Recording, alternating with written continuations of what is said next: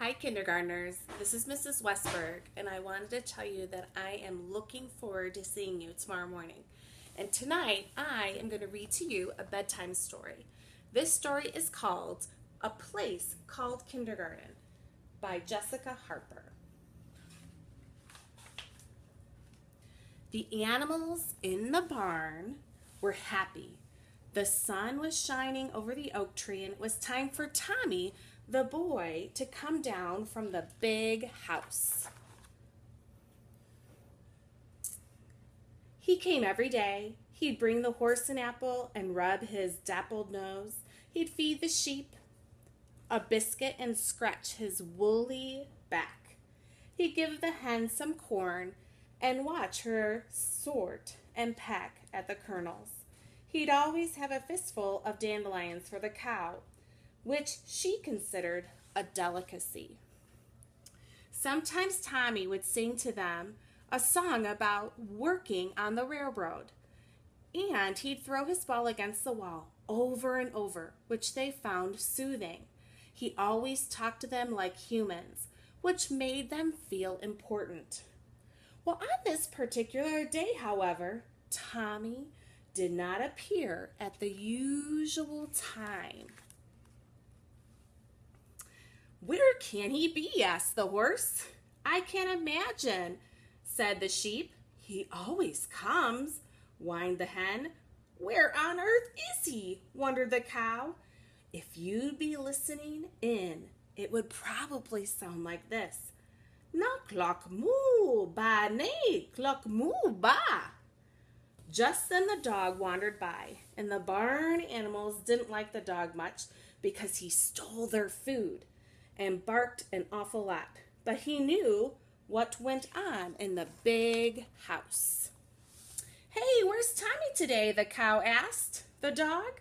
"He usually comes when the sun rises over the oak." "He's gone." "Gone?" exclaimed the sheep. "Yep, gone. In a big yellow bus." "Where'd he go?" asked the horse, who was quite alarmed. "I heard him talking," the dog yawned. "He went to a place called kindergarten." "Kindergarten? Where's that?" said the barn animals, almost all at once. "Search me." The dog scratched an ear and then loped off to see if the garbage can was tippy enough to be upended for a snack. The animals burst into conversation.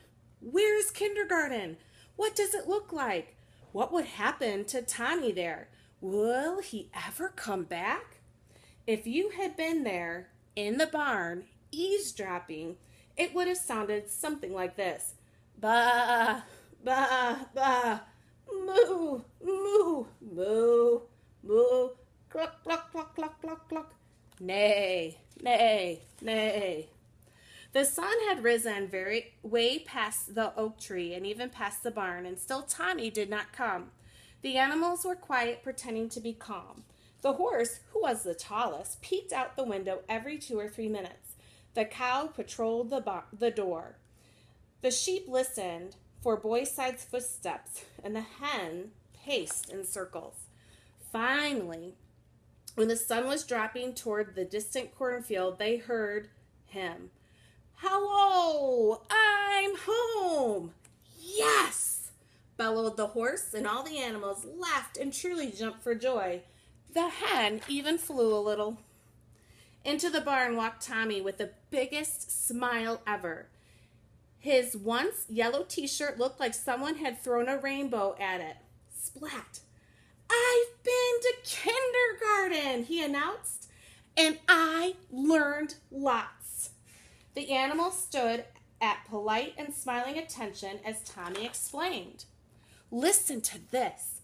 A is for apple. That's for you." And he handed the horse an apple and rubbed his nose like always. The horse smiled as much as you can when there's an apple in your mouth. "B is for biscuit. That's for you." And he gave the sheep a biscuit and scratched her curly wool till her eyes shut from the pleasure of it. "C is for corn," said Tommy. He sprinkled the kernels at the feet of the hen, if you can call them feet, who happily danced and cackled and pecked.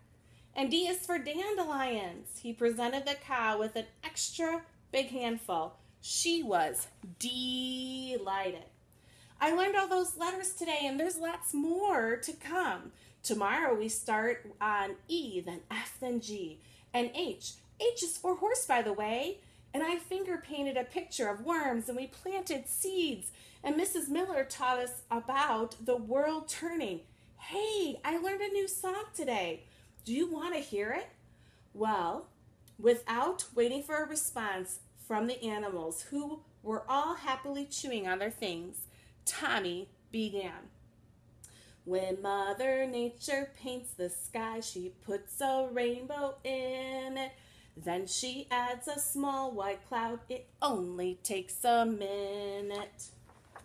Tommy sang his new song many times, and he threw the ball against the wall. If you had been listening, this is what it would have sounded like. Cob, cluck, ba, ba, moo, moo, nay. Cluck, ba, moo, nay, nay. Ba, cluck, moo, nay, ba, cluck, moo. Cluck, ba, moo, cluck, nay, nay. When it was getting dark, Tommy was called to the big house for supper. He yelled an extra good night to the animals, threw the ball in the air as high as it would go before he caught it and charged out toward the house. For a long while, his song drifted down the hill to the barn. The animals settled in, and the horse nibbled hay thoughtfully. The cow slurped some water and lay down to sleep. The hen plopped cozily in her nest. The sheep was not sleepy. What do you suppose comes after H, she said. He'll tell us tomorrow, said the horse, after he goes to kindergarten.